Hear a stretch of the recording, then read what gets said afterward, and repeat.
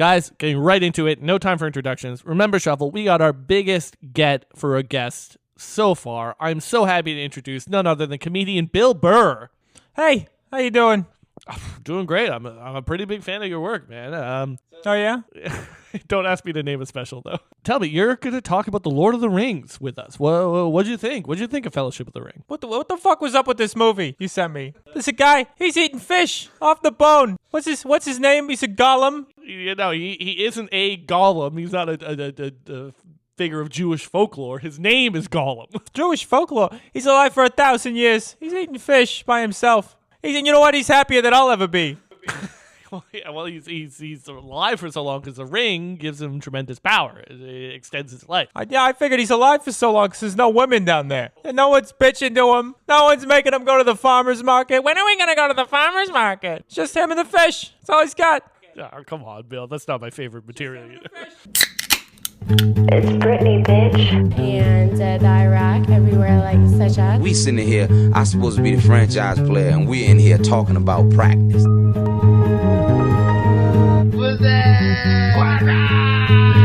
Ladies and gentlemen, we got him. Out, Charlie! Out! Our next door neighbors are foreign countries. I call upon all nations to do everything they can to stop these terrorist killers. Thank you. Now watch this drive. I was going to get the show on the road. Are we done with the pleasantries? What do you think? Does everyone feel sufficiently pleasant? Pretty pleasant. Swell. Swell. Nice. All right, so Radu, you mentioned the morning was no good because you wanted to watch the World Cup. I'm glad you did that because I really enjoyed the game. It was great. It was really good, yeah. Definitely worth waking up for. Multiple comebacks. Yeah, no room for complaints from Americans about the low score line, etc. That was the first thing Ben noticed. He's like, nice, 3-3, good game. Hey, would you look at this? Events transpired. That's pretty tight. No, it was tight. Times Square right now is filled with Argentinian people and Argentinian flags. I only know because I have a friend there who was taking videos. Yeah, the entire Argentinian community of New York is out there celebrating. It's a good place to go to meet That's girls, awesome. Probably. Are you guys going to hit it up? No, instead of talking to beautiful Argentinian women, we're recording a Lord of the Rings podcast. Yeah. Hell yeah, brother. He invited us to go to the bathhouse, a friend of mine, and it was with a couple girls. He's like, oh, you guys should come. We're like, well, we're recording a Lord of the Rings podcast. It's that meme of the guy closing the curtain. Well, literally. The sacrifices you make for art. Ben and I were laughing like fucking idiots before, mostly because the Lions won, but also because we were scatting the Lord of the Rings theme song. It's so great. Scrappa-bee-bee-rapapa. Gooba-doo-ba-dee-ba-doo-gee-da-ba-pow. It adapts very well. This. Found the outro song. For the episode. No. We're playing They're Taking the Hobbits to Isengard as the outro song. Oh, hell yeah. Nice. In the words of Quentin Tarantino, it's time to go to work. Lunch pail. Put it on. Zip up the coveralls, get the lunch pail, scamper up the skyscraper, I-beams, and podcast. Yeah, they say podcast is the hardest job in the world. But someone's got to do it. Yeah. Someone needs to talk about movies that came out 21 years ago. And just say how good they were. Hello, everyone. Welcome to Remember Shuffle for your bi-weekly drop. My name is Ben. With me, as always, is my co-host, Giordano. Hello. Putting on a totally normal voice. And joining us for this extra special extended edition podcast are two good friends of ours. First off, we have a return guest, John, who you may remember from the Batman episode. Hello. And making his first time appearance, a good friend of mine, Radu. Say hi, Radu. Hi there. Nice. Electric.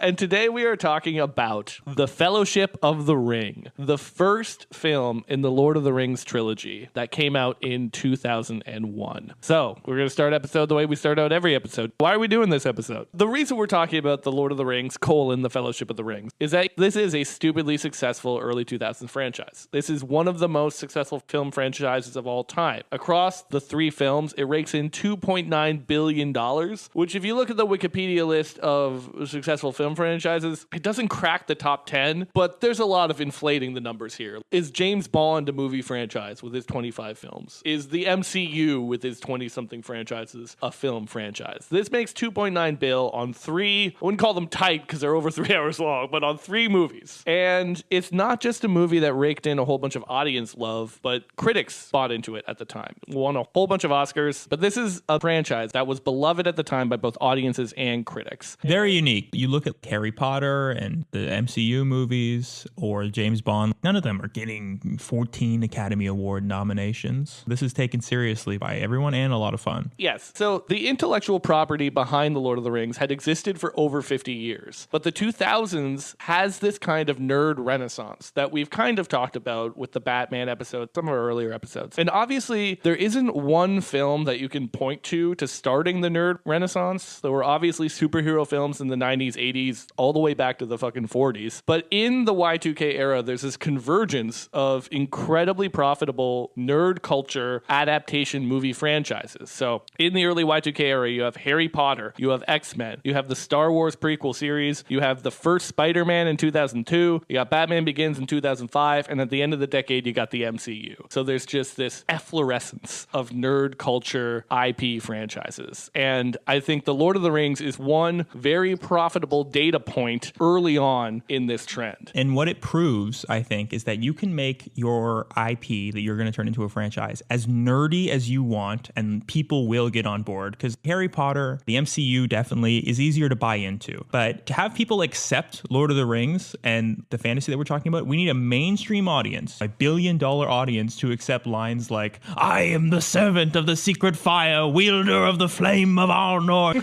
The dark fire will not avail you, flame of Undun. I was actually looking for bad reviews of Lord of the Rings, and a lot of people were like, oh, this movie with a straight face says lines like, the dark fire will not avail you, flame of Undun. Dude, you need to get on board with lines like that. You have to you have to accept where you're in a fantasy movie. I've never enjoyed a genre film at all. How do I watch a movie? Yeah, seriously, what a negative Nancy to be like, flame of Undun. They don't make movies about dogs anymore. What the hell? I think it's Udun. Sorry. This is why we brought you on, Radu. This is the heat we need you to bring. And yeah, I think if you compare this, which totally straight face says you're in a fantasy world, get with the program. This IP, one of the books was mostly appendix. This is where you are. You can compare that to the 2005 Batman that really, really struggles to do the gritty realism for the superhero shit. This movie takes a shit on your gritty realism. It's high fantasy. And the world that this franchise helped create of nerd IP franchises, it does so much to explain where we are today. I want to do a quick compare and contrast. Here are the most successful films of 2022 so far. They are all follow-ups to shit that already existed. So we have Doctor Strange in the Multiverse of Madness, Black Panther, Wakanda Forever, Thor, Love and Thunder, Jurassic World, Dominion, The Batman, Top Gun, Maverick, Minions, The Rise of Gru, Spider-Man, No Way Home, Sonic the Hedgehog 2, Black Adam, that's a spin-off from the DC Extended Universe, and of course, Avatar, The Way of the Water. I just read 10 movie titles. They're all sequels of adaptations of IP. Now, just as an intellectual exercise, let's look at the top grossing films of the year 2000, before Fellowship came out. They are Mission Impossible 2, Gladiator, Castaway, What Women Want, Dinosaur, How the Grinch Stole Christmas, Meet the Parents, The Perfect Storm, X-Men, What Lies Beneath. So most of those are independent, standalone, created for film IPs. So I think this movie is very important in terms of explaining how we got to where we are now, in terms of what movies get made. And so that's the hook. That's why we're doing this. So you think it's because they made so much money off of it that they were like, let's do it again and more? Yeah, kind of. They're still putting out Lord of the Rings content. The narrative of the past 20 years is the triumph of content over culture. They're making toys into movies now. There's a Barbie movie coming out. Battleship came. Yeah, Battleship came out 10 years ago. Lego. I think there's a Hot Wheels movie in development hell. And Clue came out in what, the 90s? Yeah, it's fair. But yeah, I think it was just proof that what you want to do as a studio is take an existing IP and you don't turn it into a movie. What you do is you turn it into a franchise, into a world that you can sign people up to, essentially a subscription recurring revenue model where you can put out a new series in the movie every year. And if you can do it with Lord of the Rings, a movie which is fantasy as fantasy can be, invented the genre, then you can do it with anything. You know, you can try to do it for Narnia and make some horrible movies. I don't know if Game of Thrones gets the big budget treatment by HBO without these movies and the general nerd renaissance of the 2000s. HBO gets cracking on Game of Thrones towards the end of the Y2K decade. Yeah, I mean, they canceled Rome because Rome was too expensive. Rome was getting a lot of critical praise, but it was too high budget. And I think it was just too early in the nerd renaissance. Yeah, they needed dragons. Yeah. Right? They needed dragons and magic and shadow babies. Look, Sega's Total War series was struggling under the weight of people's boredom with the historical titles that they introduced Warhammer Fantasy, and what happens? It's the same shit. People were just desperate for a little magic in their lives. Lord of the Rings is really fascinating to me because I believe the original pitch was actually only 2 movies. That Peter Jackson thought he could split it into 2 films. And then they were like, why don't we just do this 1 book to 1 movie? And I think it actually is largely a good decision. Yeah. People want to criticize, oh, you made a 20-page Helm's Deep battle into the set piece of an entire film. But you know what? Pretty fucking cool. And another perfect example of the follow-up is actually probably the Hobbit series, where the Hobbit's 1 book, so you probably could have gotten away with 1, but it's probably best served by 2 movies, and they stretched it out into a 3rd, and I don't think they have nearly the same sort of beloved status as a trilogy for a number of reasons. But I think being overlong, even though The Lord of the Rings is very long, it is not overlong. Yeah, insert the Bilbo quote, stretched too thin like butter over a slice of bread. So before we get to the film, the production, the themes, the analysis, let's just talk a little bit about the book, about the source material. Well, we have one more point too. One reason why I'm doing this, because I'm getting into the halflings leaf, you know what I mean? And I think The Lord of the Rings was the ultimate stoner movie for basically anyone born between 1985 and 1995 at some point has either said or had someone say to them, dude, we should watch Lord of the Rings on weed, man. Extended edition. And that certainly happened to me many times. I was just picking up on the fans of the books who were spray painting Frodo lives while they were dropping LSD and smoking dope. Same fan coming back. Yeah, and the weed representation in the movie. When you start smoking weed, you get really excited about seeing people smoke weed in media. And you're like, yo, Gandalf's smoking weed, man. He's getting stoned. Fucking high.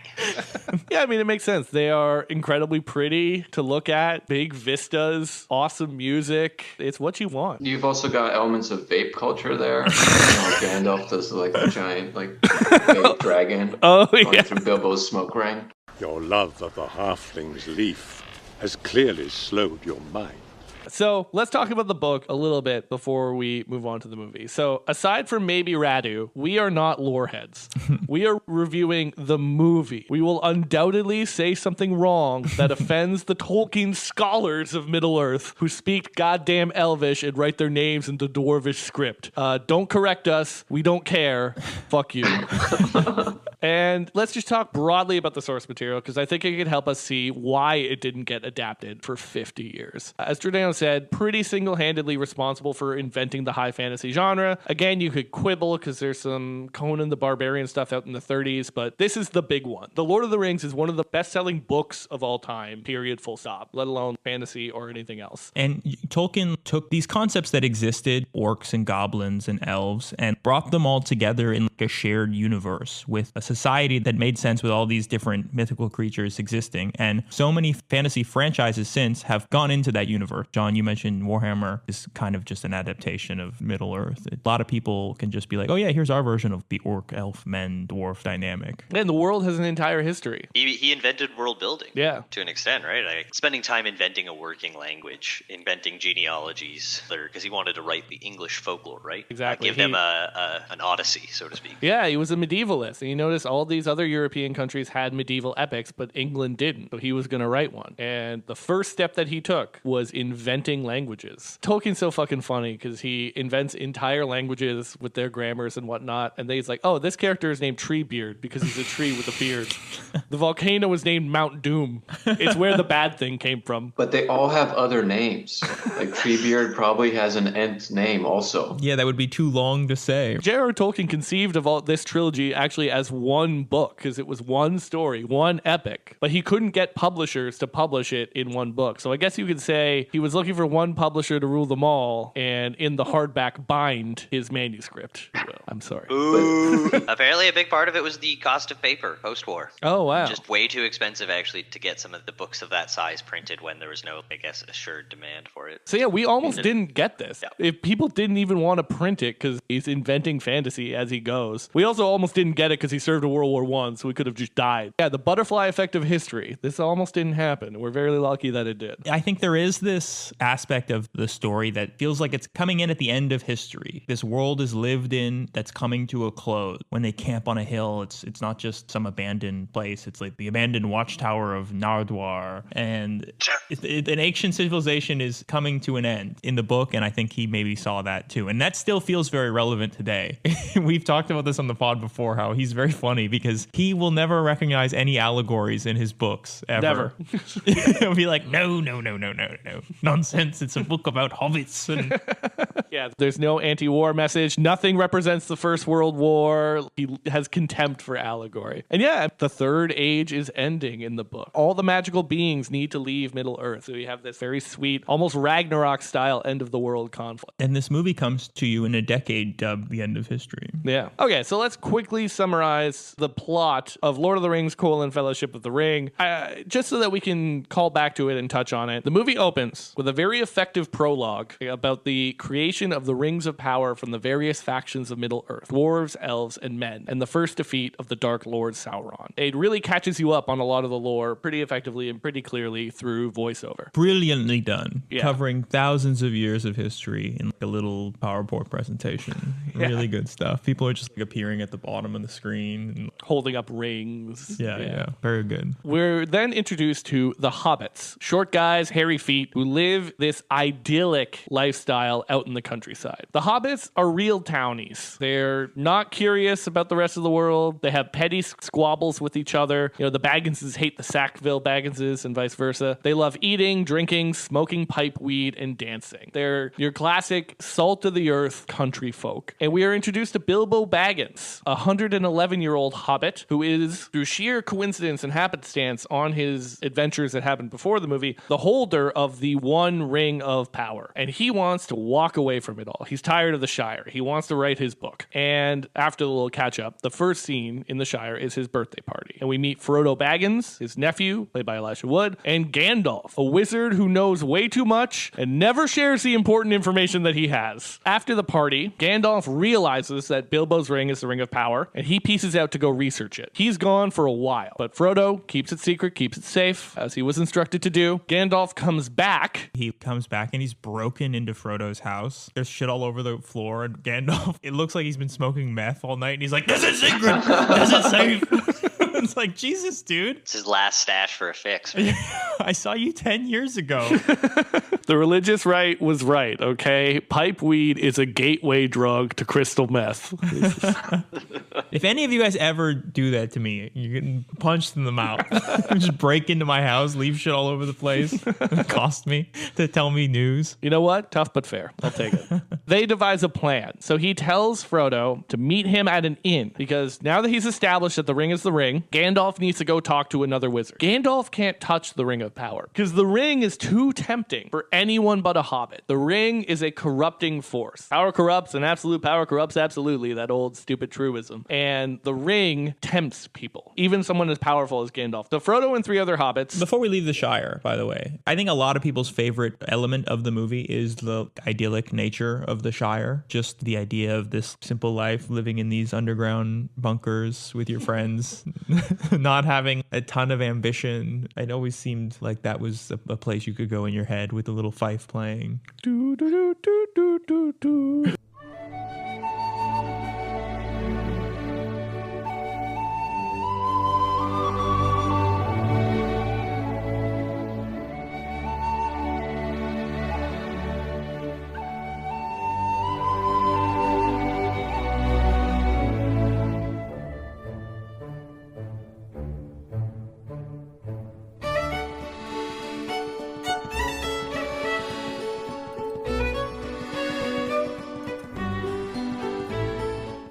set it up, right? The music throughout Lord of the Rings, I think, is another big reason why it all works. The Shire stuff is just so homey. There's so much tenderness in it. Gandalf coming back and his whole exchange with Frodo and the like mean mugging him, and then so am I.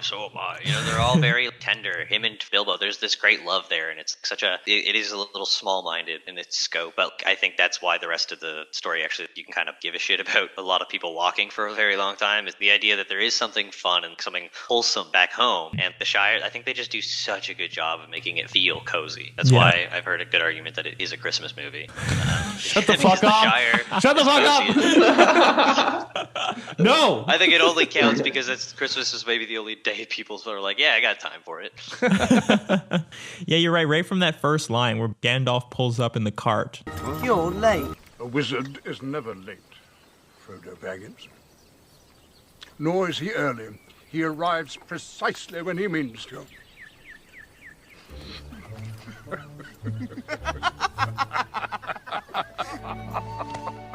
And then he laughs, and Frodo runs up and gives him a big hug. This is what we're fighting for. Hugging our old pals in the Shire. Yeah, I agree. It's nice. I think it would be a terrible place to live, though. It's nice to watch. But when you hear about all the petty grievances, the annoying second cousins who are coming to take your home, it's a matter of trade-offs. You spend a lot more time on that in the book, I feel like, than in the movie. Mm-hmm. They're kind of just name dropped in the movie, but in the book, I think that's like probably a chapter. Altogether, just they don't get out of the Shire for the first half of the book. Yeah, it takes a while for sure. So Frodo and 3 other hobbits, Samwise Gamgee, his gardener, and in the film, the moron yokels Merry and Pippin, they travel to the inn where Gandalf told them to meet them. And en route, they meet the Ring Wraiths, the Black Riders. Excellent. Yeah, they make that noise. They are some scary. What noise? Sorry, what noise was that? That was the first. I swear to God, I didn't practice that. So I'm like, I wonder if I can I'm gonna do this impression.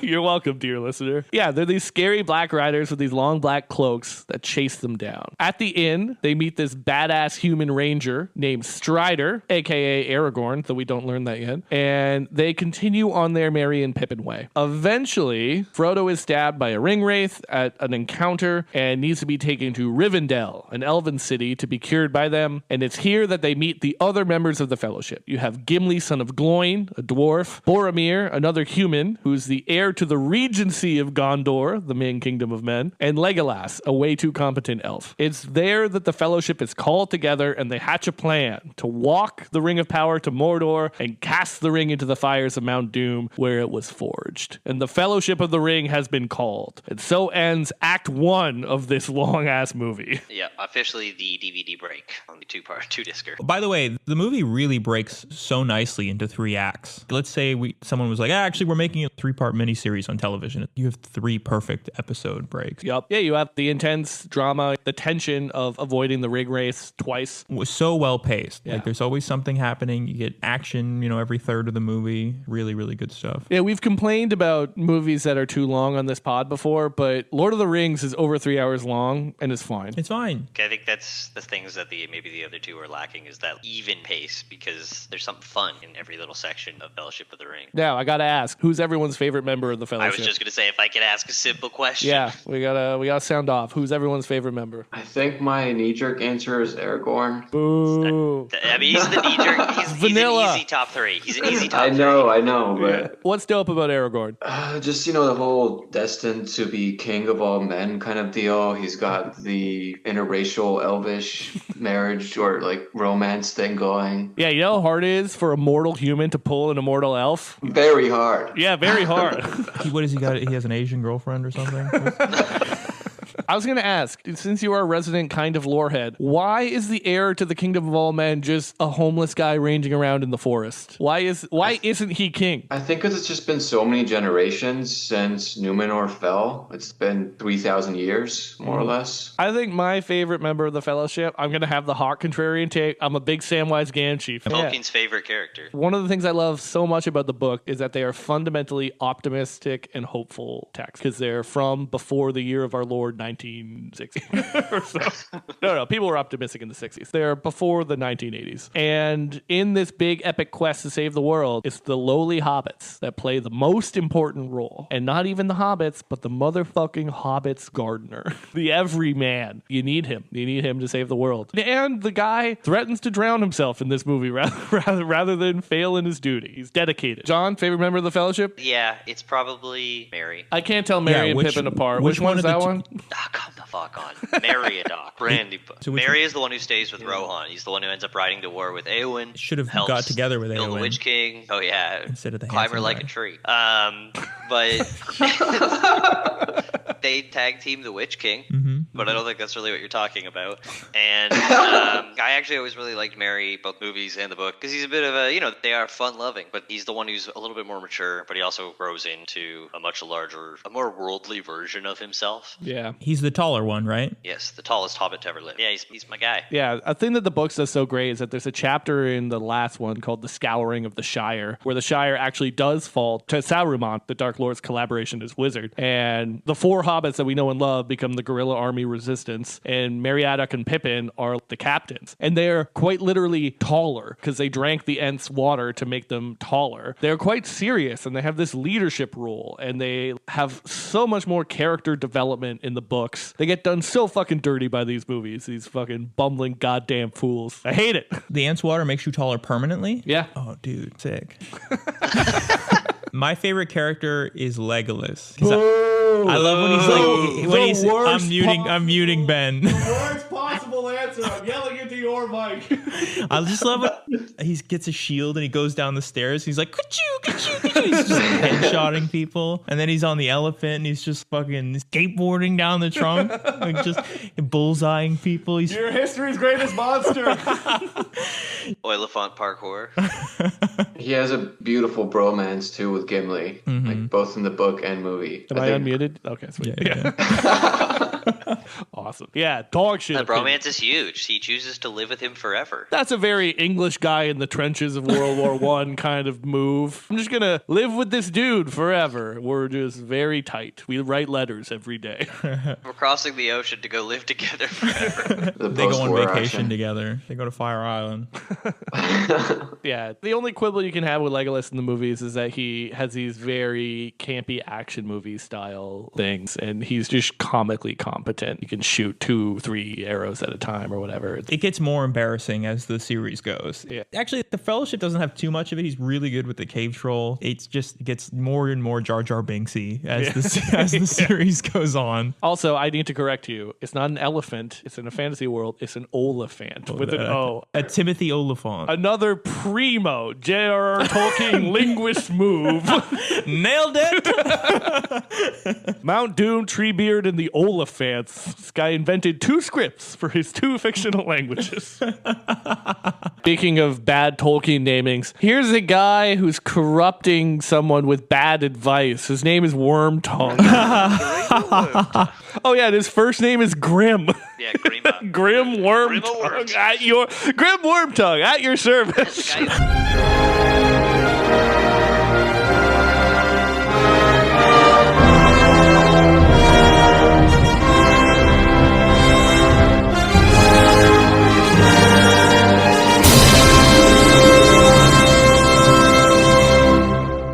Okay, moving on to Act 2. The Fellowship, they leave Rivendell, they're going on their epic quest, but they face obstacles. So Sauron has spies of various kinds, including this fire eye in a tower. So they can't go through the gap of Rohan. So they try a different route. They try and go over some mountains. But Saruman, that collaborationist wizard who can control the weather, calls in a storm, so they can't go over the mountain. So despite Gandalf's hesitance, they decide to go under the mountains through the mines of Moria on Gimli the Dwarf's recommendation. All through their obstacles, Gimli's been pitching these mines because his cousin Balin was there. He keeps saying things like, my cousin Balin will greet us with a feast. His cousin Balin would not greet him with a feast. And so they get to the mines of Moria, but as it turns out, it's not a mine, but a tomb. The dwarves have dug too deep, and the mine is filled with orcs and goblins, a cave troll, and worst of all, a Balrog, a giant fire demon from primordial times. And there's this epic fight in the tomb of Balin with all the orcs and the trolls. Then there's a huge chase through this mine, this cool looking mine with no handrails anywhere as they flee this fire demon. And in the climax to Act 2 of the film, Gandalf vanquishes the Balrog, but in the process is dragged down into a bottomless chasm. Yeah, one of the great things about this movie is that it has stakes. They kill off Gandalf. If you didn't read the source material, you might think Gandalf is dead. It's like charming, wizardly, powerful Gandalf, their guide. But yeah, that death hits hard the first time you're reading the Fellowship, because you actually do think like, oh man, they're fucked. This is the guy who knew everything. If only he'd been more transparent with all the information he knew. No, it has stakes because Frodo gets stabbed, and the only reason he's able to survive is because of Chekhov's mithril. When people survive a big, intense battle like that, it's because of a real reason. And I don't think we get that later in the series, right? No. Everybody's going to survive Helm's Deep and... Well, the people who don't survive it, they only named characters that we would have had from the books as like Hema, who is in the movies, but not really. They don't make a mention of him dying. Who is that, the elf guy who shows up to die? No, that actually, the elf army doesn't even exist in the books. Oh, okay. So he just does show up to die in the movies. Yeah. Denethor would like a word with you. Boromir also doesn't actually die in the Fellowship of the Ring books. Oh, what? No, the books literally end on the cliffhanger of where they're split up at Amon Head. Oh, okay, but he dies in chapter 1 of book 2. Like fucking Mr. Technicality John over here. It ends on a cliffhanger. No, that's different. They that's hear the horn of Gondor blowing and then cut to black, and it's like people had to wait for another book to find out what was going to happen to Boromir. But it definitely works better, I think, for the whole flow of the movie to keep him dying.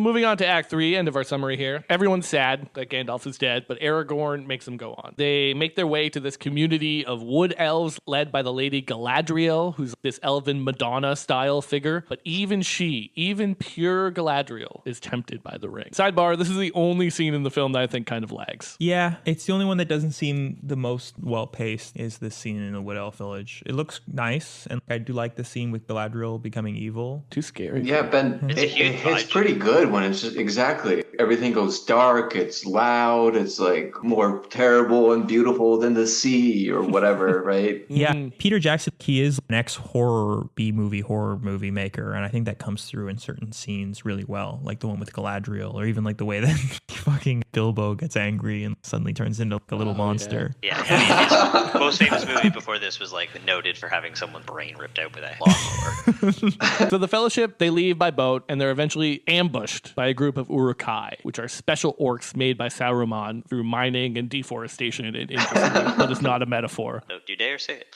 The climax of Act 3 is that Boromir nearly betrays the Fellowship. He's tempted to get the ring for himself, because throughout the film, he's been frustrated and angry that they aren't using the ring to fight Sauron direct, because Gondor has been doing all the heavy lifting for the Dark Lord. He's like Donald Trump with NATO. When are the other allies going to pay their share? Gondor is doing all the fighting, and we deserve this ring. But Boromir at least gets a noble death, because despite this one lapse, he dies protecting two of the other hobbits, Merry and Pippin. Frodo has the realization at this point that no one, not men, not elves or dwarves, can be trusted to resist the temptation of the ring. So he has to now go it alone. He has this huge burden. This ring is heavy. The chain around his neck is digging into him because it's so powerful. But the emotional climax of the film, that Sam, the loyal gardener, refuses to let him go it alone. As Frodo is paddling away in a boat solo, Sam walks into the water, threatening to drown himself rather than let Frodo Baggins do it alone. And that's how the film ends, with the breaking of the Fellowship of the Ring. Yeah, fade to black. The Boromir's last stand scene is pretty good. Aragorn and Legolas just chopping through orcs, but it doesn't matter. They still take them. It looks great. I love the geography of that scene. The statue, the big statue, buried. Yeah, and the gore in this movie, such as it is so good. You see decapitations and shit in the Hobbit movie because they try and infantilize it, Looney Tunes-ize it, or whatever. No one gets stabbed or decapitated or gets a limb lopped off, but a lot of people fall off of ledges ledges in The Hobbit. Which is fine. The Hobbit is a kid's movie, so I get why maybe they did that, but they also tried to make it as epic as Lord of the Rings, and it just didn't go together. Pick a lane.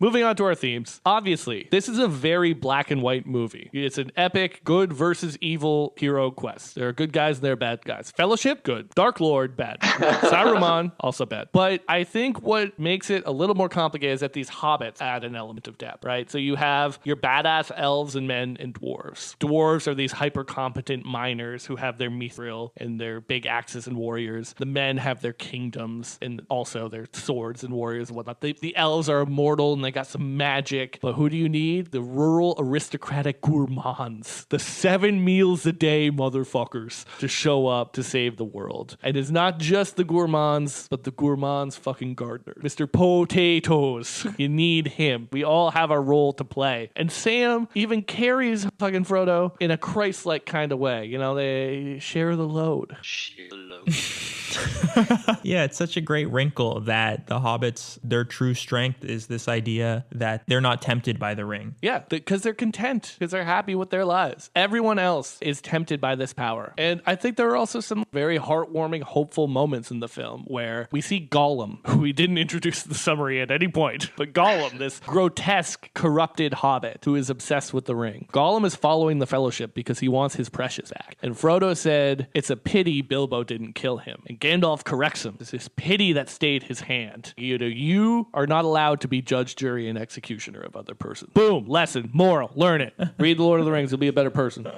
I am a big sap, and I think that's a lot of those sort of themes that really, as a kid, that appealed to me. It's a very good nature. After Gandalf dies, they cross the bridge of Khazad-dûm, and they get out there, and it's a movie that takes time in all of its lengthy runtime to really slow down and give us long shots of these characters just mourning, openly weeping in agony of the pain of their loss of their friend. It's incredibly sincere. 100%. Yeah, I think by virtue of being an adaptation from something from so long ago, it avoids the cynical pitfall. Yeah, there's certainly no meta commentary in the movie or anything like that. It's very sincere. You touched on one of the most touching moments, him picking Frodo up. Yeah. Another major theme of the film is, of course, greed. It's bad, folks.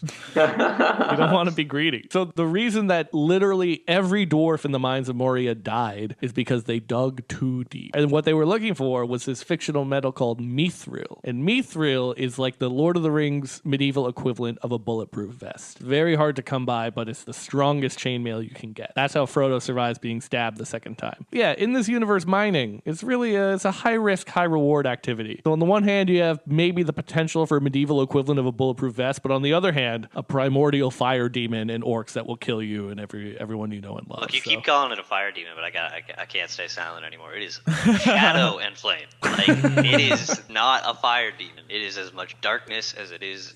The flame only gives some shape to the darkness which it is. Just saying. Shadow and flame. Thank you, John. I'm sorry. I'll shut up. Tell us more about the I'll hang up and listen.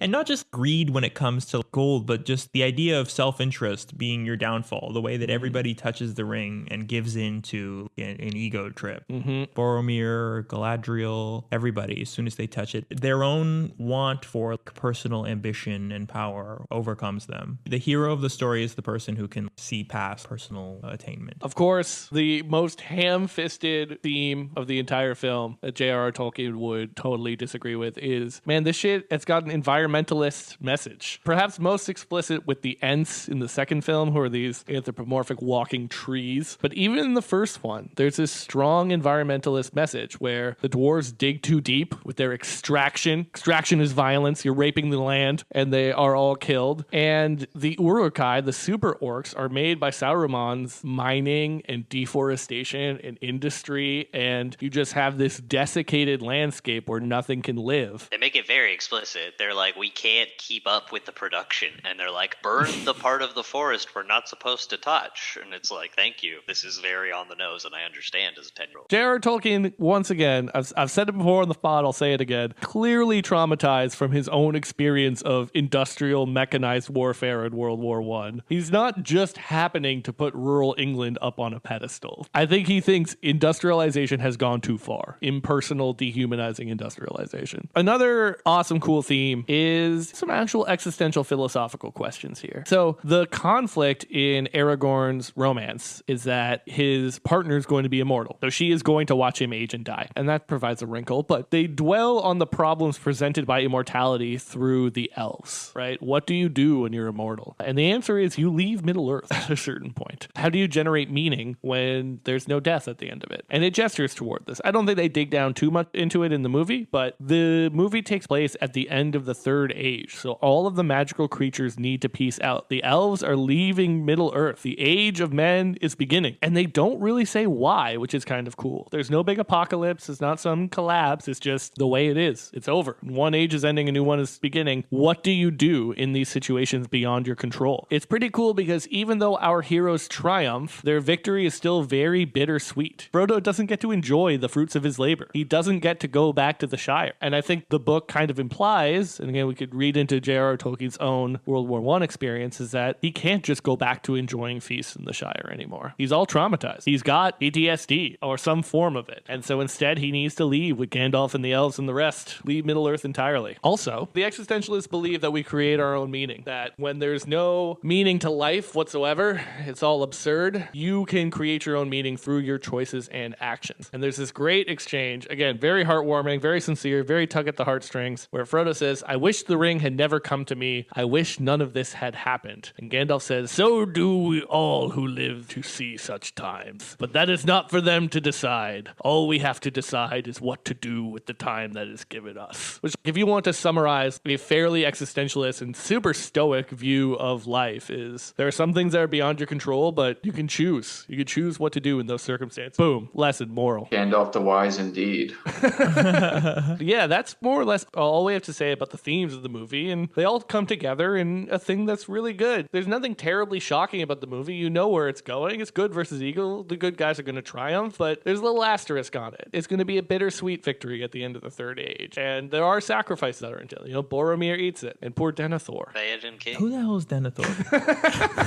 Denethor is the weird king who... Oh, yeah, fuck that guy. Yeah, who lights himself on fire. Yeah. And he runs 200 yards across the courtyard while on fire. He eats the chicken so weird. And the grape tomatoes, just just all over his face. So how did we get this beautiful masterpiece of cinema? Yeah, what a beautiful treat that we all got. And it's so weird to think about how this happened. I'm going to start in 1978. A 17-year-old Peter Jackson is taking a 12-hour train ride from Wellington to Auckland. Who knew, by the way, that New Zealand took 12 hours to get across? It looks so small on the map. And he decides to bring the Lord of the Rings to kill time. And he finds within a couple hours of this ride, he is hooked. And as he's looking out the window of this train, he's noticing that the geography of New Zealand is shifting, acting as the perfect setting for his imagination in the events of Middle-earth. And he's just imagining the theater of the mind on the geography outside of his window, and always wanted to make a movie using New Zealand as the canvas. And so 20 years later, Peter Jackson is a guy who is making 80s splatter comedy horror movies using the New Zealand film funds. And in the 90s, he makes a serious film that nobody saw, one of these art house films that does well at film festivals. And it even wins an Academy Award for Best Screenplay. Sign of the Times, by the way, that an Academy Award went to this movie that nobody saw, which now they usually give it to wide release movies because it boosts ratings. And so in one of the weirdest stories of all time, this essentially second time director gets a $200 million budget to make The Lord of the Rings. How does this happen? It really all comes down to Peter Jackson. This guy was moving and shaking in Hollywood to get this done. He was writing it, rewriting it, bringing it to every production studio. You know, he was Ari Gold. Peter Jackson was Ari Gold, just a mover and a shaker in Hollywood. He was saying stuff like, "Call me Helen Keller because I'm the friggin' miracle worker."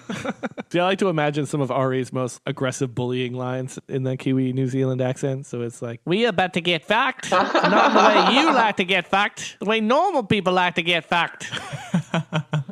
What if I told you I had a 22-inch cock? Would that be something you might be interested in? I don't know if anyone's ever made the claim, but maybe, just maybe, Flight of the Conchords happened because of Lord of the Rings. One of them is in it. Yeah, Brett is in it. What? He's in the he's in the Fellowship. Well, he's in the Council of Elrond. Oh, that rocks. He's like walking out with the elves when they leave too, I think. I think he's a beautiful elf on the script or something. I don't know.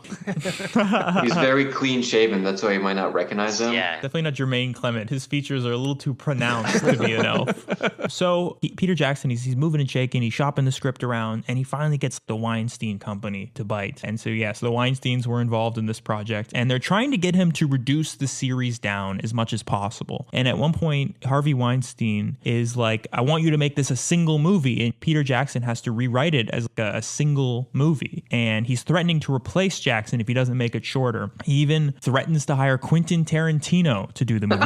I can't think of someone more ill-fitted to make the Lord of the Rings than the guy whose entire genre is built on making pop culture references. You know what they call a quarter stone with cheese in Gondor?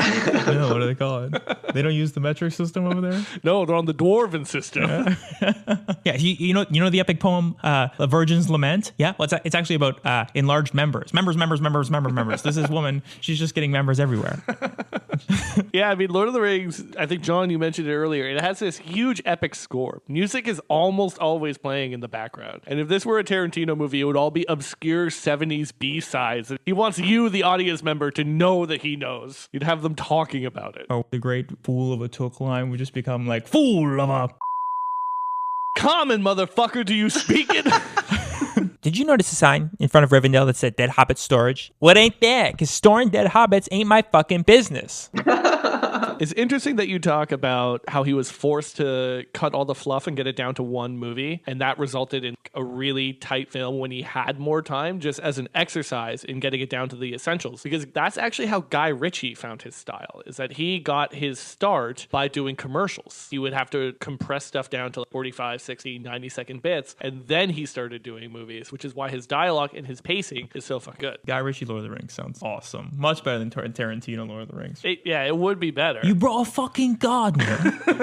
What? He's my gardener. You brought a fucking gardener on an epic quest. So is Jason Statham playing Boromir or Aragorn in this? Make him Gimli. Never thought I'd die fighting side by side with an elf. I am a servant of the secret fire, the welder of the flame of Ondor. You cannot pass. The dark fire will not avail you, flame of Udun. So fuck off. Everyone there has the nicknames, like, they call him Gandalf the Grey.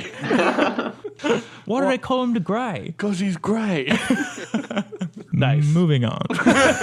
Over the years from 1997 to 1999, the film has moved from 2 films, then Miramax and Harvey Weinstein forced him to make it 1 film, and Peter Jackson is scrambling like mad to find a partner that would go splitsies on the money with Miramax. And he found New Line Cinema, who agreed to fund half the project, and this would essentially allow him to make 2 movies instead of 1. And then eventually, now that the risk was split between these 2 companies, he was able to push for 3 movies. So Peter Jackson had already written and rewritten a 1-film version of this movie, a 2-film version of this movie, and a 3-film version of this movie. And I personally think that this did a lot to improve the pacing of the film. When you're forced to economize all 3 of these books that much, it's really a useful exercise for choosing the parts that you want to keep in and the parts that you want to focus on that will pop the most. By the way, the Weinsteins, monsters that they are, this was the feedback he got when he sent in the original script. Harvey Weinstein told him to cut the scene at the inn at Bree and the Battle of Helm's Deep, either use or lose Saruman, shorten the Rivendell scene, shorten Moria by losing the Balrog and the fight in Balin's tomb. Great advice. Yeah, how do you keep the death of Gandalf while cutting the Balrog? You need the death of Gandalf for the story. How else is he supposed to rise like Christ? Or sorry, not like Christ. It's not any sort of metaphors, no allegories, similes. Like Gandalf. No comparative language. And for once, the capitalist pressures on the movie production process are really good for imposing constraints. We found out just before recording this that the Soviets made a version of this film, and it includes the Tom Bombadil sequence.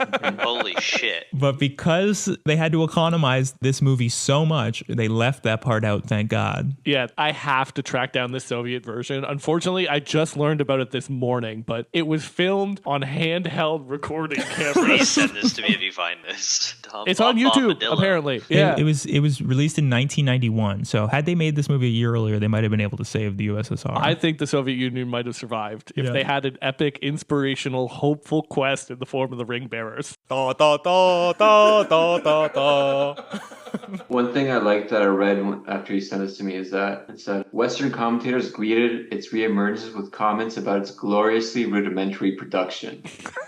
Come on, man. They're doing their best over there. No, I think Shot at cinema verite style. It's said in the best possible way, I think. Gloriously rudimentary. Nice. Yes. That seems like a bit of a backhanded compliment. Yeah. But this movie, I think, is one of the movies that benefited the most from constraints, right? Yeah. This constraining of how long it could be at first gets you all the best parts. Those constraints were not there for The Hobbit. It worked the opposite way, where they had to stretch it out like too little butter over too much bread. And it's like the difference between milking a cash cow and trying to make something new, trying to test something out. Those constraints also make the movie a lot better when it comes to CGI. A lot of this movie was just filmed with forced perspective. A lot of these actors are the same height. They did that through camera positioning, and that will age so much better than trying to make people short and tall with CGI. Yep. It's timeless. Mm-hmm. The approaches that this film takes, and I say it looks so good still, mostly, in terms of filming on location in New Zealand, single-handedly birthing the New Zealand tourism industry, I'm sure. In terms of props, the costume designers created 48,000 pieces of armor, 10,000 arrows, 500 bows, 10,000 orc heads, 1,800 pairs of hobbit feet serving as shoes, and 19,000 costumes were created for this filming. Peter Jackson could have literally equipped a medieval army if you gave him a time-traveling machine. He could have been some kind of minor lord with all of the gear that he made. But also, they had to do some CGI for some stuff. Oh, and they had all these models and miniatures for the battle scenes, for Minas Tirith or whatever. A lot of the shots, they use a lot of miniatures. A lot of the Helm's Deep stuff, especially as you're going in and out of the caverns. When the Ents attack, it's kind of fun to look back and see them as miniatures, because it's definitely one of those things that the more, when you've seen it a dozen times, you can see the artifice a little bit more. But yeah, but the miniatures look a fuck of a lot better than the CGI. It's future-proof. Yeah, that cave troll looks like dog shit. Or the Kraken. Are you talking about the cave troll in Moria or a different one? Yeah. Okay, yeah. The Balrog looks, considering how important of a set piece it is, it actually still holds up pretty good. Probably helps that most of it is shadow and flame. Weta Workshops, I think you touched on there, like, is one of the stars of making this work. Cannot think of all those, we talked about all the IPs and the franchises and stuff that this may have been a sort of precursor to, but which of those, the same sort of budget on physical location, on physical props, I think probably one of the things that gets that buy-in quick is that it feels like a real place. As goofy as much of it is, it feel slightly real because you're looking at it. You could see Hobbiton. You could still go to Hobbiton if you want. It shines through, and it really makes it hold up. Abso-fucking-lutely. And yeah, everyone took the wrong lesson from the Lord of the Rings. Everyone decided that of all those things that John and I just listed, miniatures, costuming, filming on locations, and yeah, when you need to, you use a bit of CGI. Everyone's like, so what you're saying is I need to use as much CGI as possible. And a big third act fantasy battle? Yeah. And it's crazy because I remember as a kid in the early 2000s, late 90s, I was so excited for Star Wars Episode 2. And I remember reading a story that said this entire film was shot indoors. There was not a single shot that was outside. But I remember as a kid being like, well, Tatooine was North Africa and Endor was the forests of the Pacific Northwest. Those films look and feel real because they were shot in real places. Coruscant doesn't look fucking real. It looks like a CGI hotel lobby. But it does look real in Andor. I'm not watching Andor. Motherfuckers keep telling me to watch Andor. I'm refusing to watch Andor. It was actually shot on location. They use a lot of London to make it look as fast as possible. It's great. So what are some criticisms that you could, if you were history's greatest monster, that you could lob at the Lord of the Rings? It's super fucking racist. There's no women. Oh, okay, yeah. You said that it's racist? I mean, Radu also points out there's, literally 2 named women? I mean, 3 if you count Rosie. Rosie O'Donnell? Yes. Rosie Rosie O'Donnell, famous Hobbit Bringer who Sam of marries. children to Sam. Yeah. It certainly does not pass the Bechdel test, that's for sure. But okay, counterpoint. Eowyn kills the Witch King all on her lonesome. She's a girl power boss. Yeah, a strong female character means one that acts like a man, right?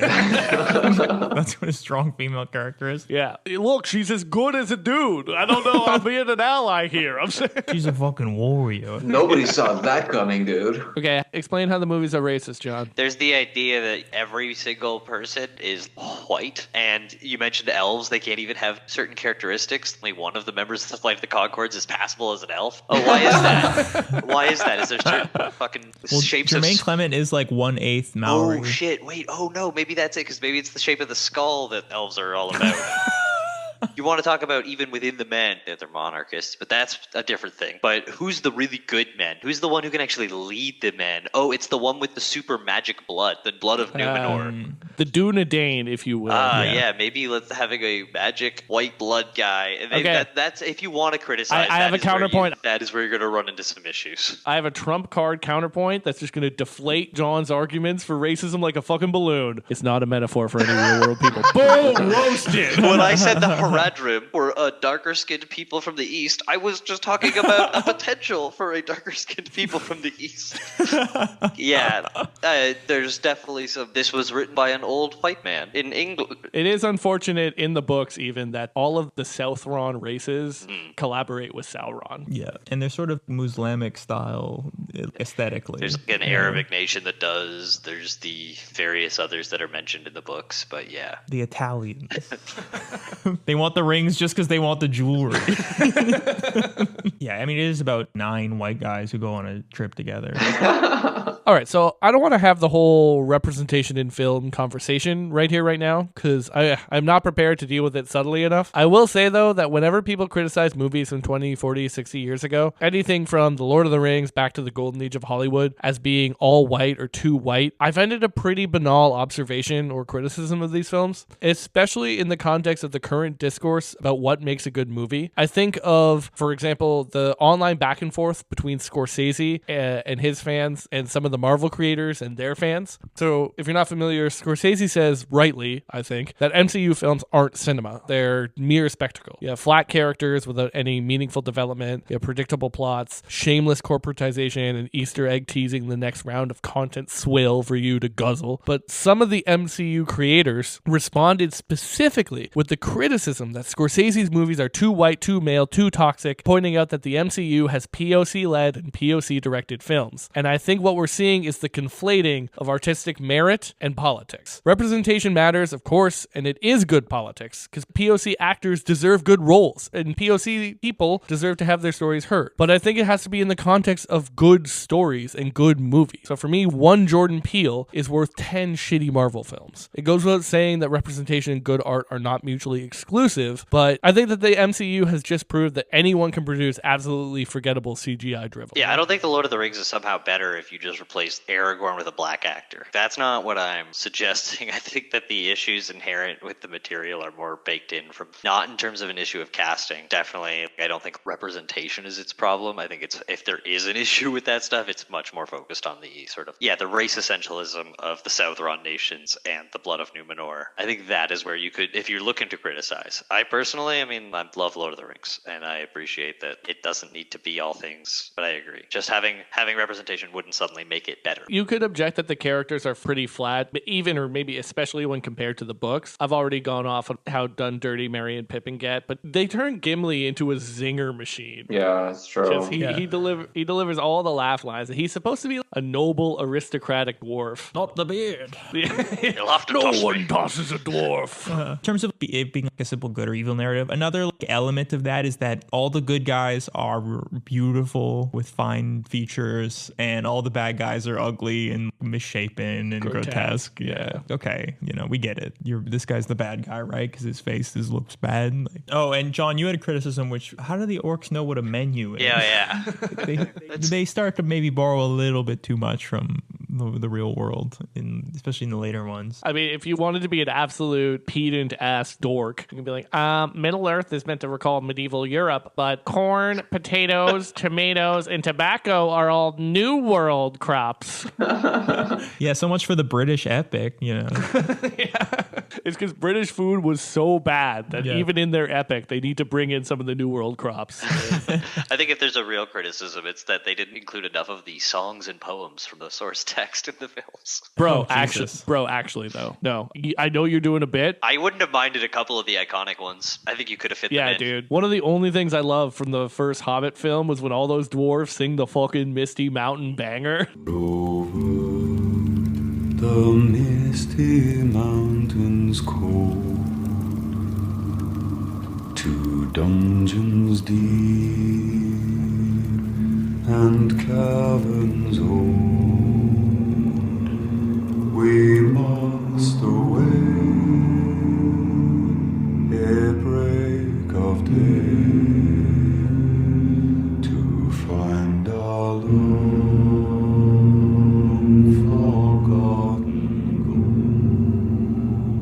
That one's really good. When they're washing the dishes? Yeah. That I did like that. The knives, bend the forks, smash the bottles and burn the corks, shake the glasses and crack the plates. That's what BillBurr Baggins hates. Cut the cloth, trail the hat, leave the home on the bedroom mat, pour them into the pantry floor.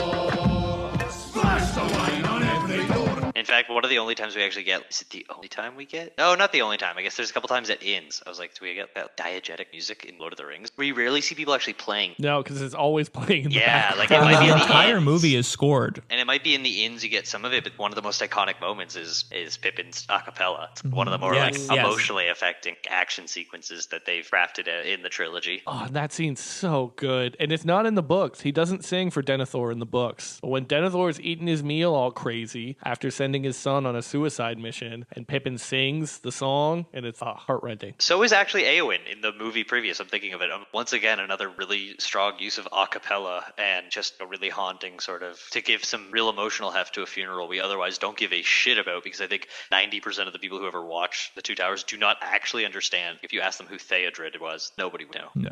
But I'm hosting a podcast covering it. I have no idea who the fuck that is. Theoden King's son. And I think if you were like a real cynical bastard, you could complain about the simplicity of the good versus evil narrative. Real world isn't like that. Real world's filled with moral grays and whatnot. And I think this is a huge part of the popularity of Game of Thrones. But I wouldn't say Game of Thrones is cynical and filled with grays. I would say Game of Thrones is just nihilistic. It's just pure nihilism. No, but Game of Thrones has good and evil, but there's like a spectrum, right? Mm-hmm. The Starks are good, but they have their own flaws and weaknesses. Except for Ned, who eats it, right? Ned is the closest to, right? Like, pure white hat. Nothing matters, not even finishing the story. Oh, I'm sorry. Yes. Did you care about this? Hopefully you aren't in any sort of rush.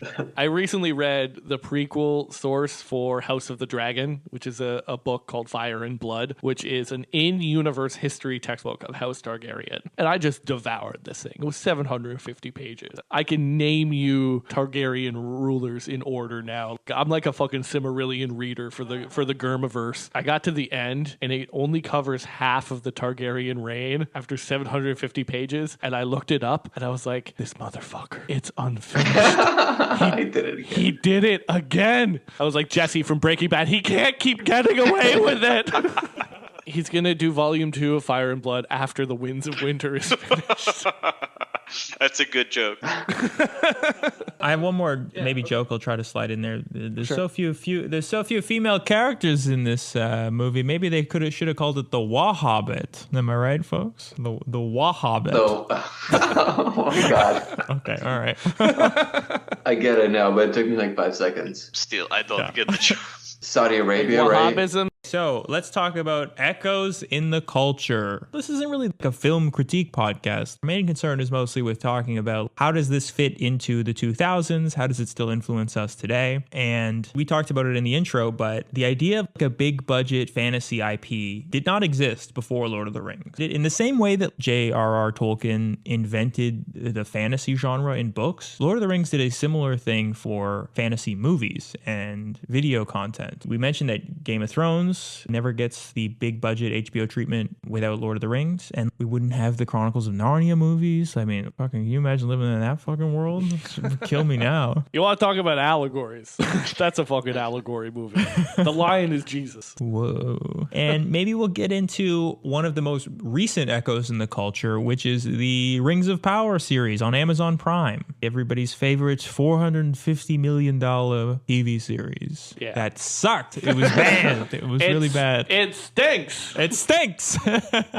This was a huge draw bringing Radu on. Radu is a true believer. Radu enjoyed the Rings of Power. So, Radu, you have the floor. Explain to us why this boring, convoluted, too many characters, no stakes, predictable ass show that looks like a Canadian sci-fi TV channel movie is actually good. First off, objection, testifying, leading the witness. I don't know, a bunch of that in there. I'm going to allow it. So I liked it so much that I'm trying to watch it again with my partner. Oh, no. And if I could sum it up real quick, basically, I just want more in-world content of Lord of the Rings. So my bar is pretty low for enjoying this. Hobbit doesn't clear it, unfortunately, except for a couple scenes here and there. But I like this because it captured the feel of the movies and also the books. So they didn't have the rights for a Silmarillion. They just had to use the material that was in Lord of the Rings, the appendices, and in the movies. Still, they have to do things like make up new characters and sort of fill in the blanks a little bit in areas that weren't really covered in Lord of the Rings. It feels like Tolkien. It feels like Peter Jackson too. You know, music's there, beautiful orcs. Look at the beautiful orcs. Yeah, the orcs looked fine, I thought. The best orcs. They were beautiful in their ugliness. Exactly. The best orcs. Like you wouldn't believe. The grotesque, the disgusting, they can't go in the sunlight. Okay, so the final thing I'll say is that dudes, the showrunners are real Tolkien nerds. I don't think it looks and feels like Peter Jackson. I've only watched one episode, but the one episode I saw did not look good. There were very high highs and very low lows, where there's a lot of green screen in the Rings of Power. And I was watching this with my idiot friend, who I hope listens to this, although he hasn't listened to the pod yet. Yeah, he has been called out. Sean had the audacity to ask us for podcast recommendations without having listened to a single episode of our pod. Badass. Oh, that was awesome. He's like, you guys know any good podcasts I should listen to? We're like, yes, ours. He's like, I'm interested in like 2000s pop culture, movies, books, music, that kind of thing. Sean, you appear on the pod. We hear you microwaving your lunch in the background. Right. But he was saying he loved how Númenor looked. He's like, oh, look, it looks so real. And I'm like, no, it doesn't. And it's not because of the visual element. Like, I guess it looks real, like as an object, but it's what Ben said earlier, that you are able to tell when something is too fantastic to, like, it doesn't have like the weird quirks that something that you actually exists has, that a computer did not generate. Humans are very, very good at seeing something that's real or fake. Yeah, so it has texture, little touches that it looks like it was really made by hand because it was. There's just a lot of details in there for lore nerds too. I just didn't like the characterization that much. The bonds between characters didn't seem at the same level as between Frodo and Sam. I can characterize Gandalf and characterize Bilbo and like, talk about them at length. Okay, name 3 characters. Like name some traits. Yeah, some traits of the lady. Galadriel. Galadriel. Is that Galadriel? Yeah, that's young Galadriel. Young G. Like, I guess she hates crime or something. Yeah. She hates Sauron because he killed her brother and maimed her husband, essentially. Right. I'm a little confused on what happened there, but... Season 1, episode 4, she spent a lot of time yelling at the Númenorians. I remember that. You fucking idiot. Oh, my God. You know what they needed? They needed Miramax to have them reduce it down to 3 episodes and then go from there. They had to practice that exercise of economizing, keeping the only parts that you need, and then building from the basic elements. And I think one of the big problems for me is that the Lord of the Rings keeps you engaged without shitty mystery MacGuffins. Oh, what's that? The show over relies on random ass things. Oh, there's that kid in the forest and he finds the magic blade or whatever, and it's like, oh, I'm intrigued. Well, I need to keep watching to figure out what is happening, what is going on. There's a lot of that MacGuffin-y plot device, whereas you know what the Lord of the Rings is about. But getting from point A to point B, casting the ring into the fires of Mount Doom. It is the journey, not the destination. Whereas the Rings of Power kind of over relies on the destination rather than the journey. I will say this. I loved most of the Hobbit stuff. I really liked in Rings of Power. Aren't they not called hobbits anymore for legal reasons? They're called like something different. The Harfoots. Yeah, Harfoots. Wait, they don't have the legal name to the word hobbit? Well, this was pre-Hobbit, really. These are supposedly they're made up for the show, I'm pretty sure, but they're like proto-Hobbit. Exactly, they're proto-Hobbits. It's the Homo erectus to Homo habilis or whatever the fuck, but for hobbits. If hobbits were nomadic and were just hiding in bushes and nomadic hobbits, what a dumb fucking idea. The first line of The Hobbit, the book, is in a hole in the ground lives a hobbit. They're sedentary. Have you read the source material? They have wagons on wheels. They got a fucking wagon on these Hobbit girls, let me tell you. Oh, my own. One quick thing about the Hobbit series. We all hate, even Radu hates the Hobbit. So that's how bad it is. If you read the book The Hobbit as a kid and you loved it, it's a great story. Bilbo goes on an adventure. He solves puzzles and problems and riddles. He gets to the Lonely Mountain and some guy kills the dragon that had never been introduced in the 200 pages. It is a great story. You were probably not at the edge of your seat being like, when are they going to bring Radagast the Brown into it? But somehow they did. One of my favorite stories about the making of The Hobbit is that New Zealand doesn't have a union for their film production people. Hobbits, I think they're. But, and after The Lord of the Rings was made, very little of that money got back to New Zealand. And so before The Hobbit started filming, New Zealand was like, we'd like to unionize, actually, so we can make some money. And New Zealand got cucked so fucking hard because the studio was like, oh, you want to unionize? Well, it'd be a shame if we had to film in Hungary. Actually, we really want to film in Hungary. So if you guys are unionizing, yeah, we're probably just going to do Hungary. And they were like, no. And they got a bunch of political support to not unionize because of that threat. And it's like, dude, they were never going to film in Hungary. Like, New Zealand is The Hobbit. We got a sweet tax break for the Hungarian government. All we had to do is say that Viktor Orban is the Dunedain. He's going to live to be about 260.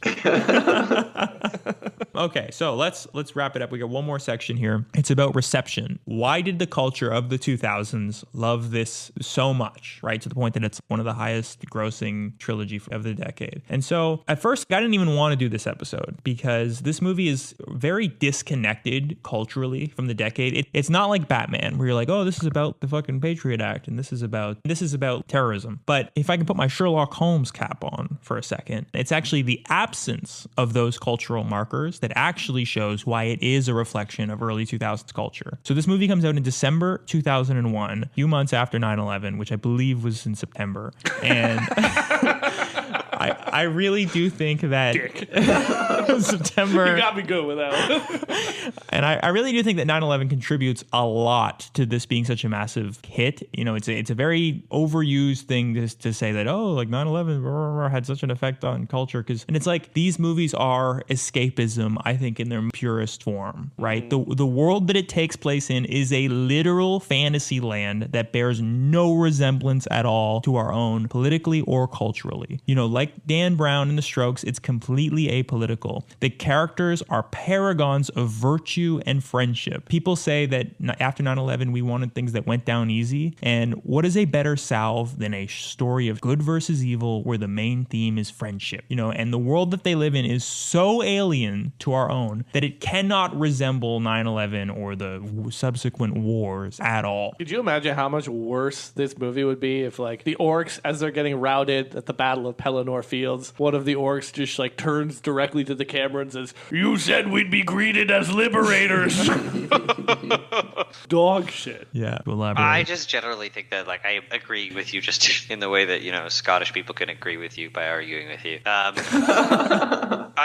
It's not just that it's apolitical, but its idea of politics and its idea of the order of the world is very, like you talked about, it's black and white. You're looking at two opposing things with not a lot of gray in the middle, and you're looking at a world of Western men going to war with the Easterners to establish a new new world order in which men are sort of inheriting this world after the old world, and old world order is dead. And if you're looking at a zeitgeist change, I mean, 9/11 really did end the Third Age. It did end the end of history era. You know, Balrog flames can't melt steel beams, but yeah, I just think that it definitely appeals to the same idea. Not just that it's apolitical, but that its politics are so broad stroke. Again, I think it's baked into the bones of the thing. I got a quote pulled up from J.R.R. Tolkien, the man himself. He has an essay called On Fairy Stories, because people used to not take this shit seriously at all. And for a while, like, I think now there are fucking peer-reviewed academic journals of Tolkien studies now, but that really started like 80s, 90s, 2000s, like a good 30 years, because people used to say it's a fucking popular fantasy, dog shit, whatever. They probably didn't say dog shit because it was the 1950s, but there's the quote from J.R.R. Tolkien is that fantasy is escapist, because people would accuse it of being mere escapism. That is not real art. And he said fantasy is escapist, and that is its glory. If a soldier is imprisoned by the enemy, don't we consider it his duty to escape? If we value the freedom of mind and soul, if we're partisans of liberty, then it's our plain duty to escape and to take as many people with us as we can. And I love this quote because in it, the POW camp that we are escaping from is life.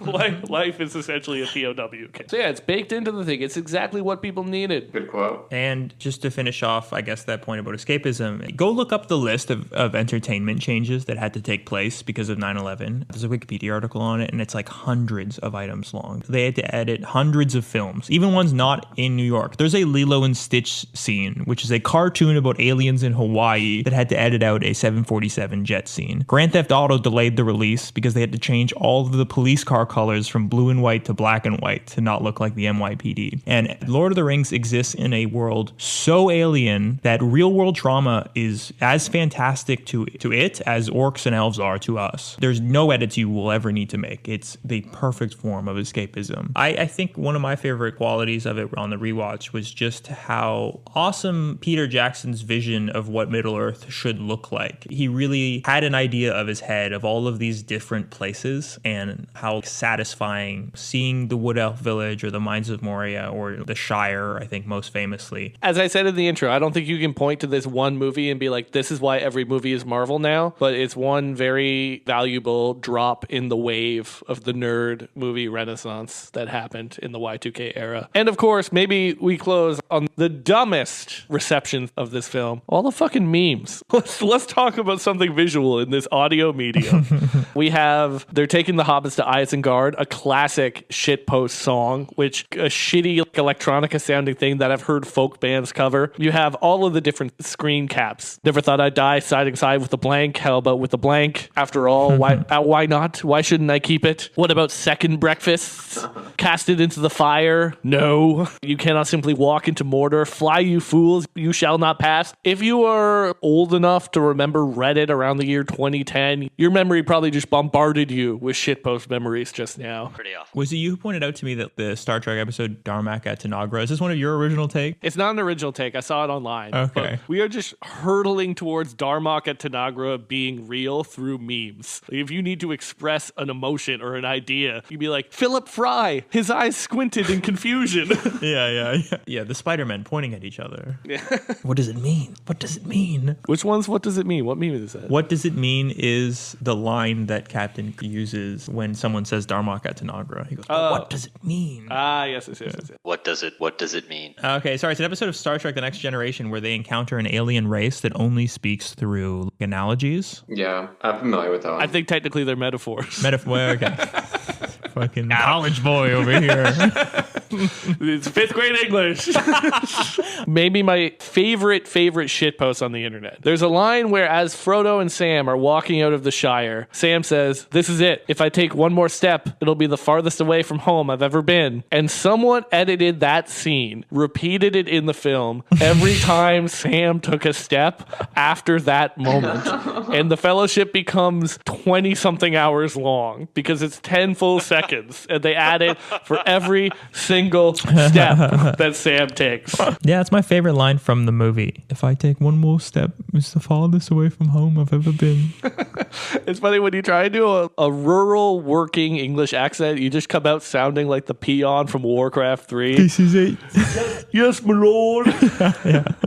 The farthest I've ever been away from home. Work. Yeah, I don't know. It speaks to their towniness and how crazy this is for them. Their rootedness Yes. to the place. By the way, 2 American actors playing Frodo and Sam. Pretty awesome. Oh, yeah. You know? Yeah, I feel like Brits steal all of our accent. Right. So, It's nice to see and it yeah, go the anything other set way. in medieval times, always a fucking Brit. So fucking kudos to Elijah Wood, who was a big fan of the books and dressed up in like a full Hobbit's outfit when he sent his audition tape in, because he was like, yeah, like I know who Frodo is. I think the casting is actually, if you want to highlight all the collaborative efforts that made this as good as it was, from score to Weta workshops to casting, is up there. I think Ian McKellen as Gandalf is... You can't imagine anyone else in that role. Every single line is just perfect, and I just think they nailed it top to bottom. I made me very happy, even though I don't like Orlando. I could take or leave Gimli. Really? You don't like John Rhys Davies? I can appreciate that the performance is also the voice of Treebeard. You didn't realize that it was the same actor doing both. He does a lot of video game voice acting. Okay, nice. He's the only one of the 9 Fellowship members to not get a tattoo after the production process. What do they get They all tattoos got of? 9. Yeah, the number 9 in Elvish. Yeah. In Elvish. Hell yeah. Actually, Jordale, do you want to say your thing about the elf feet just so we can get it on the recording? The onerous makeup shit? The Hobbit Not feet, right. Sorry, what did I say? I said elf feet. elf. My bad. You've been Google. I saw your internet search history. Shit. Like we said, they had 1,800 Hobbit prosthetic feet, and so every morning, everybody who was a Hobbit had to show up 2 hours early for filming at 5:30 and be glued into these prosthetic feet. They couldn't be sitting down when they put the feet in, so they all had to stand up for 2 hours before they started work so they could be glued into these feet. And there's so many stories of just these actors being put through horrible physical stuff. Viggo Mortensen almost like broke his back or something. John Rhys Davies could only film 1 of every 3 days because putting on the makeup and prosthetics would give him such a crazy reaction that it was hurting him. And if we learned anything from Batman, it's that torturing the actors is the only way to make a good movie. Only way. I think Viggo Mortensen did break his foot when he kicks the helmet in Two Towers and screams when they find the pile of bodies. That he broke his toe, so his scream is legit. When Sam goes into the boat at the end of Fellowship, that sort of climactic moment, they didn't clear the riverbed well enough, and he stepped on glass, and they had to pull him out and refilm that. Sir Ian McKellen basically broke into tears because he was like, I'm going to play Gandalf, I'm not going to be some creature, no more prosthetic noses. And then they're like, we're going to put a prosthetic nose on you, and he just cried. Yeah, there's a long, proud history of torturing actors. Stanley Kubrick, Alfred Hitchcock, some of the greats absolutely loathed actors, which is the correct opinion to have. Thank you guys for joining us. Yeah, if you joined us, thank you for listening. As we always say, if you give us a like, give us a subscribe, give us 5 stars, it really helps us out for the algorithm. We're going to try and post every 2 weeks pretty consistently. We're a real operation now. We upgraded the gear. We got documents. We got Google documents and Excel spreadsheets and analytics and everything. So yeah, give us a listen. Thank you for listening as always. And we'll see you in 2 weeks. And big thank you to our guests. Thank you to John and Radu for joining us and talking about Lord of the Rings. Thank you. Absolute pleasure to join you guys. All right. Bye. Thanks for listening. See you later. Bye.